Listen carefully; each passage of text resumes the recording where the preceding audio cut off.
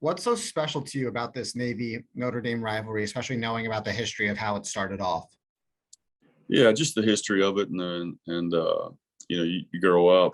I mean, Notre Dame is college football, and so to have the opportunity to go and play those guys, it's something that our players always get fired up about. Personally, I get fired up about the challenge, it's just they are college football, and the rivalry's been going on for so long, and just have the opportunity to go and play those guys, and it's exciting, great challenge, we're excited about it. Going off that, being in a big NFL stadium on national TV with a big time opponent, how do you make sure the guys are locked in and focused in and don't let all the extra sights and sounds get to them? I think our guys have played in those stages before.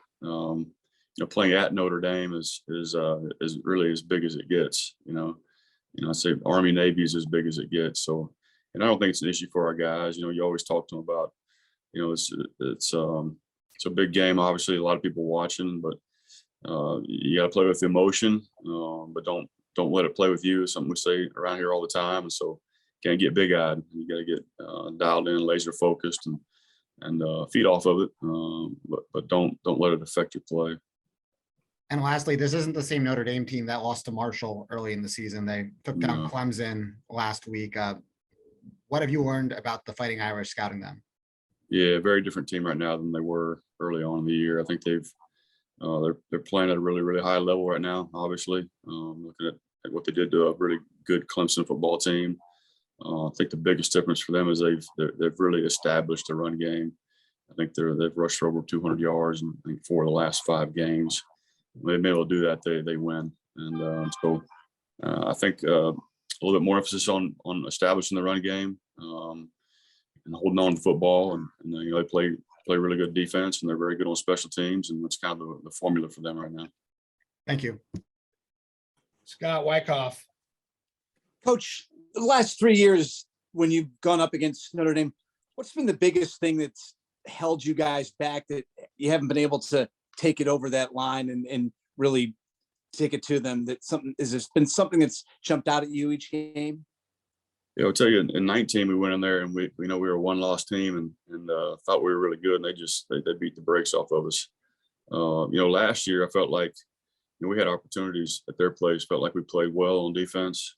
Felt like we gave them a lot of what they got. Thought our kids played well.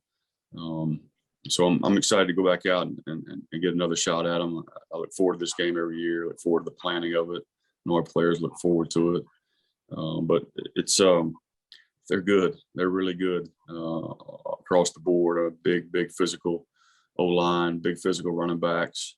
Obviously, got NFL tight end and some big receivers to throw it around too. So this is going to be our biggest challenge to date.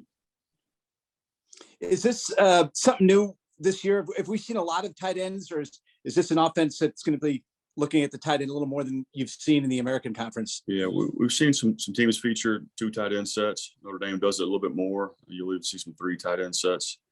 Creating a lot of surfaces and gaps when they do that, and they're already big, and they bring some more big bodies in. So, and they're gonna run the ball right at you, and so it's gonna be a big challenge for us. You talk about the big offensive line. Why do you think that your defensive line, which has been undersized against some big offensive lines this season, has done so well up against those bigger guys? Well, I think our guys, play with great technique, fundamentals up front. We get off the ball, we move the front around a little bit to help them, before the snap some, and then after the snap. It's easy to block targets when you know right where they're going to be. But the movement helps us a little bit, and I think you look at a guy like Biscuit. He's smaller, but he's really quick. Plays with great leverage.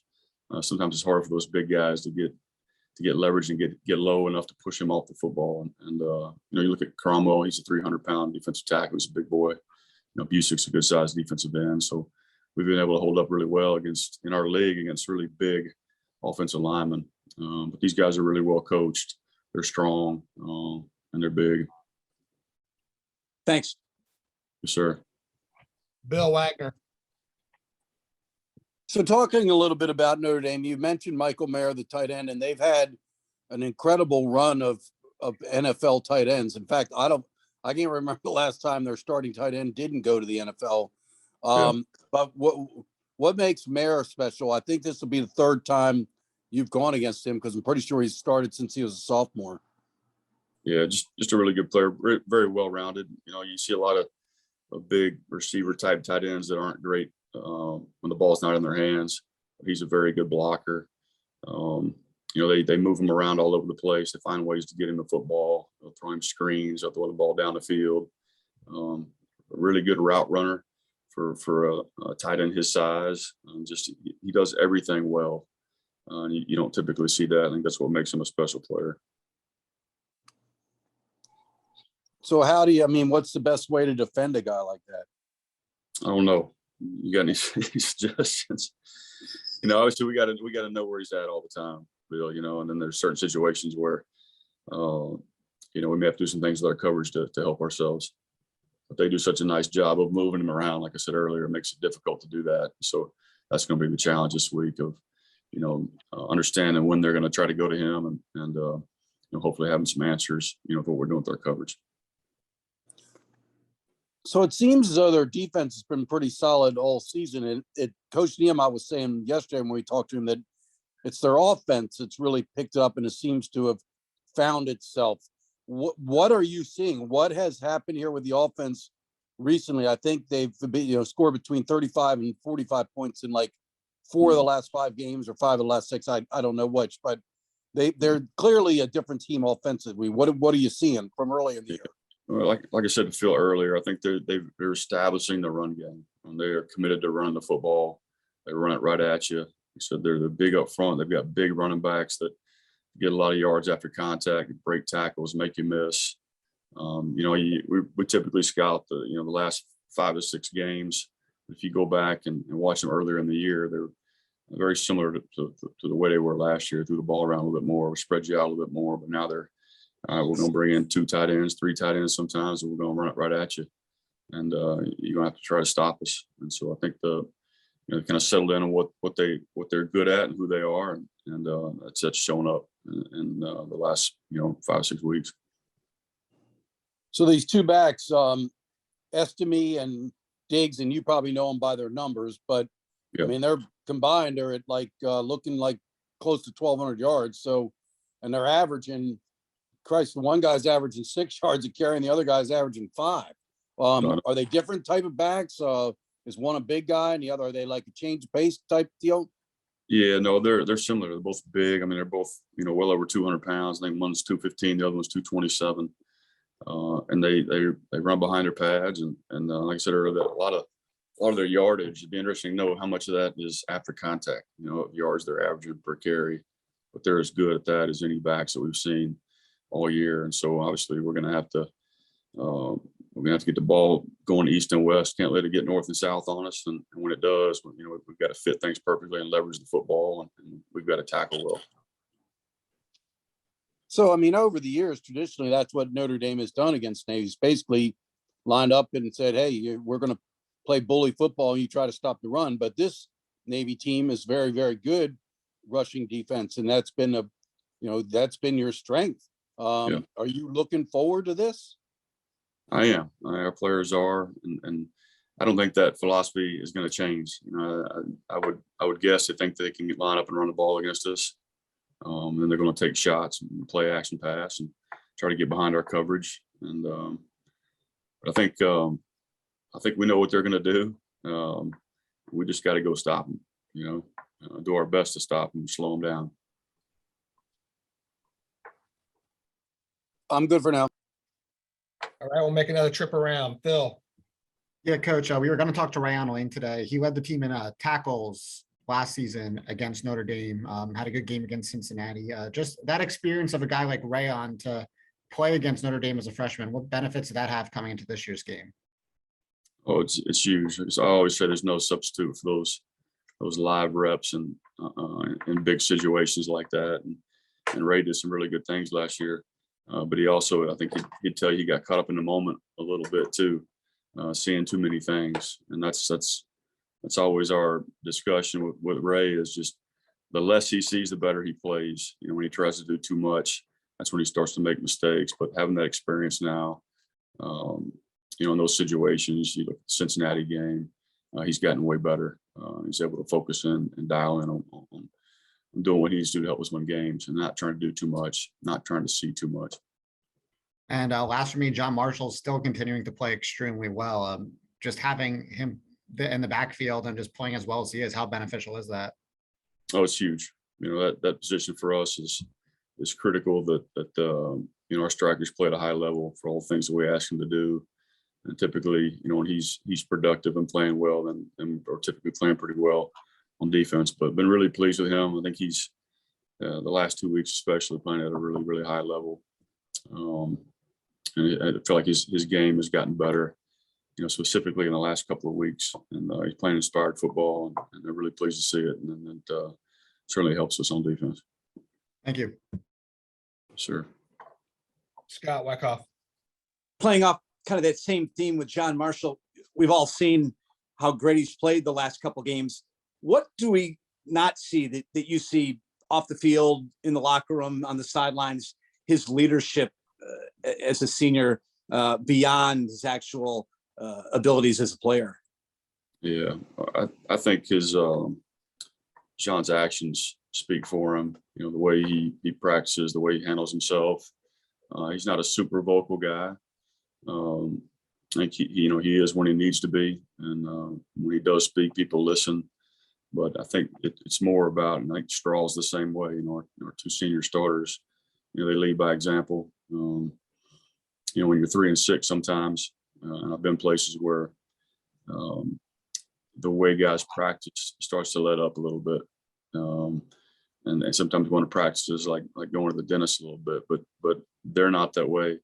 The rest of our players aren't that way. You wouldn't know if you came out to practice. You didn't know what our record was and where we're at right now. Some of the disappointments that we've had. You wouldn't know if we were 9-0 or 3 and 6. With the way our guys work, and that's the standard around here. And our captains know that. John knows that, and so he wants to uphold that. And so he holds guys accountable, and most importantly, he comes out to work every day and practices at a really, really high level and prepares at a high level. And the guys around him see that, and they follow suit. Thank you. Good luck. Thanks, Scott. Wags. Well, not to belabor with Marshall, but I mean, what are you seeing that's enabling him to be such a playmaker? I mean, he had a pass breakup, I believe a sack. I mean, it's just every game, he's not just active and getting around the ball, he's making plays. Right. Yeah, he's gotten better at his craft every week, and you give Coach Caniglio a ton of credit too, because he's a heck of a ball coach, and he's helped John.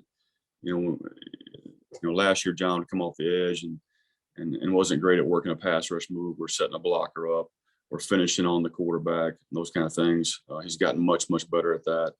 Coach Caniglio spends a ton of time with those guys, working those skill sets, and it's certainly paid off. And he's extremely coachable, and like I said, he works at it every day, and you can see their growth throughout the season. What went into the decision, if you could recall, to move to Sean Peel from wide receiver to corner? I'm guessing that happened prior to spring camp. Yeah. Well, we noticed his athletic ability, or Coach Green did, early on, and for a corner, he's a good sized kid, and we needed some depth, some guys to compete over there. And so, as we always do, we discuss it as a staff and talk to him about it, and he was open to it. And he's done a really good job coming over. I think he's still a very young player, but he's doing some really, really good things, as you guys have seen. The last couple of weeks, he's made some really nice plays, and he's going to continue to get better. But he's got a really nice skill set, really athletic. He's physical. He shows up in a run game, can make plays, he can run. So I'm excited about him, and we just got to keep bringing him along. So I don't believe he started. In fact, I know he didn't. Elias did, right? Mm-hmm. Sure did. But I know he was coming off an injury. Did he, not show some signs of the injury, and then because Peel wound up getting the bulk of time, I believe, at that position.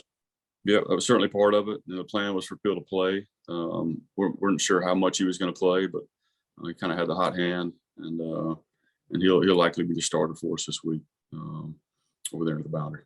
Why don't you talk about playing Notre Dame at M&T Bank Stadium? It's a big deal. An NFL stadium. I mean, this will be one of the bigger games you played in. Especially very thankful for Coach Nima for giving me this opportunity to play big time football. And probably just it's gonna be a lot of nerves, I know, but you just gotta calm down. And I know that it's gonna be a lot of things that are going to be distracting, but I know that we just gotta stay focused and get it done. Can you talk about the challenge of running against this defensive line? I'm sure you watched film from last season and for other previous games, and they're always big and strong, and it's difficult to get the fullback dive established against this bunch. I mean, we just gotta be perfect. Like we can't have any mental mistakes. We just gotta be perfect, and we have to. We all know that they're big, but with our technique and our speed and pad level, I think we will be able to move them and have success against them. In the last game against Cincinnati, you ran up against a pretty good defensive line, but you actually did some damage with the fullback. Coach was kind of pleased with how, the yards you're all able to get up inside, considering how tough Cincinnati was. Do you feel good about that effort this past Saturday? I do. I mean, there was definitely a lot of missed opportunities we had on the field. A lot of misreads that I had on my part, but I am satisfied with what the yardage that we had that game.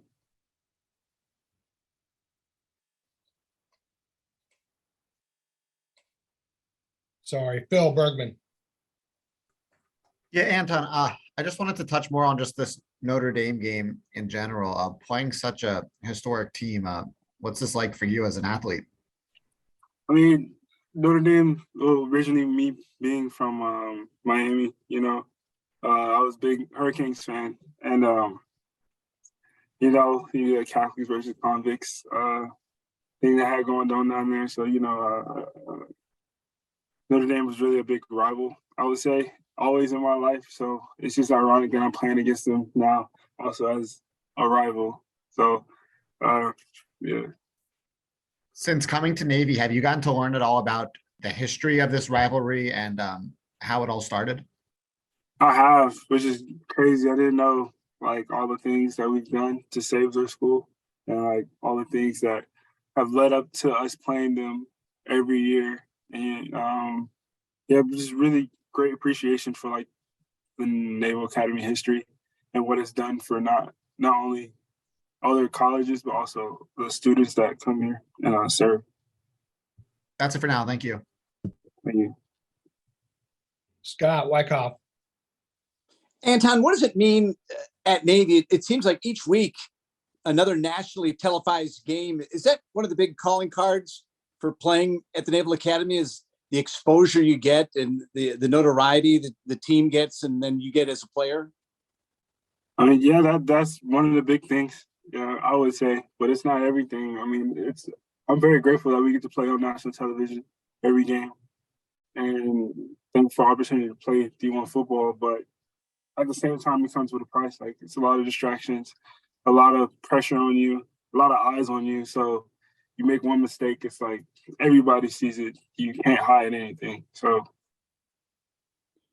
you got a lot of offers and you were recruited by some big time programs in addition to Navy. What was the clincher that really made you decide on coming to the Naval Academy? I say the brotherhood. I think that's really what had me. Because coming from high school, we had a big type of brotherhood thing going on, and obviously families are a big thing in my life. And the fact that Coach Ken, that was one of the first words that came out of Coach Ken's mouth. I would say that really bought me from the get-go. And I guess almost the ultimate brotherhood position on Navy's team is the fullback. One fullback really can't excel unless the other one is like you and Daba together. That really seems like your games go up another notch with each one playing and getting time to help each other. Daba's a great guy. I mean, can't ask for a better person. I'm just thankful that he's in front of me right now, and I'm just thankful I get to play with him every day. You know, that was a great guy, a great football player, and nothing bad you can say about him. Just a great guy. Thanks. Yeah. Okay, we'll make another trip around. Wags. Well, Anton, I know the coaches were on you about ball security. What have you done since early in the season to improve that? Obviously, you showed them what you needed to show them because you're back running the ball. Mainly just probably just take care of the football first, secure the football first. That's always number one. And then try to make moves at the second level or the third level. Make sure protect the brotherhood. Like that's number one. That's up everywhere. Protecting the brotherhood is above all most important.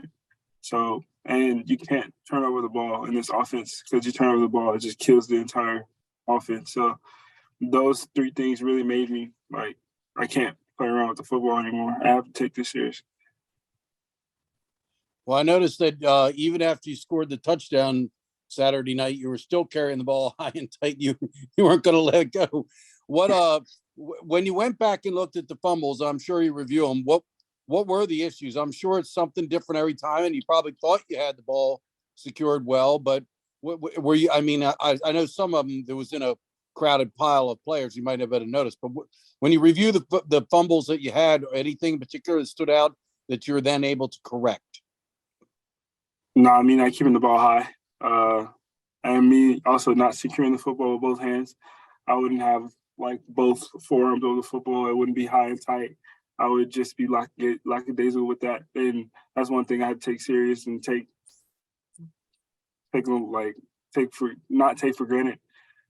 Keeping the ball high and tight is the main thing in ball security.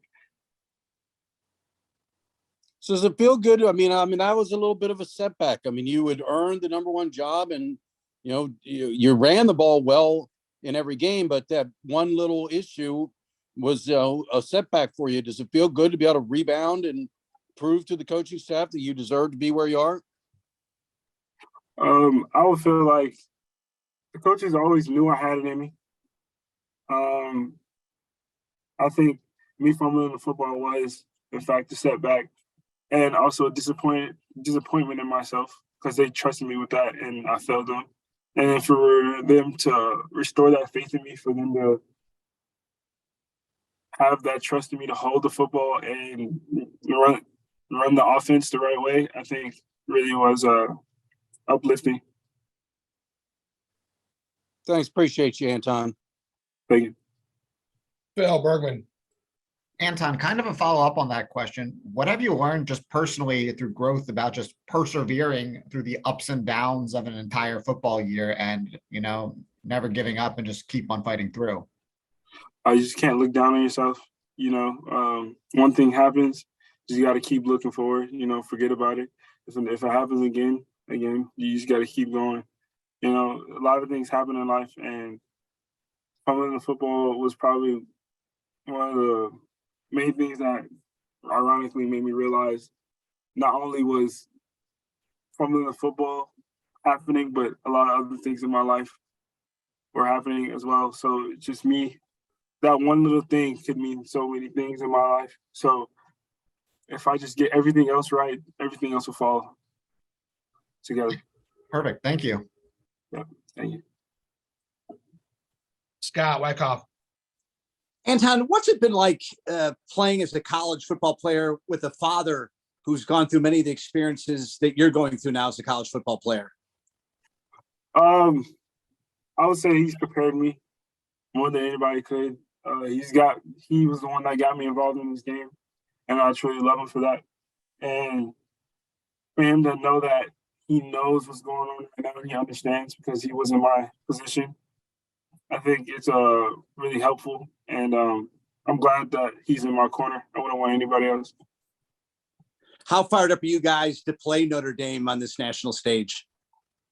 I mean, this is what we came to play. This is what we came here for. We came to play guys like Notre Dame, and we came to play on national television. I mean, you can't ask for much, but you can't ask for more.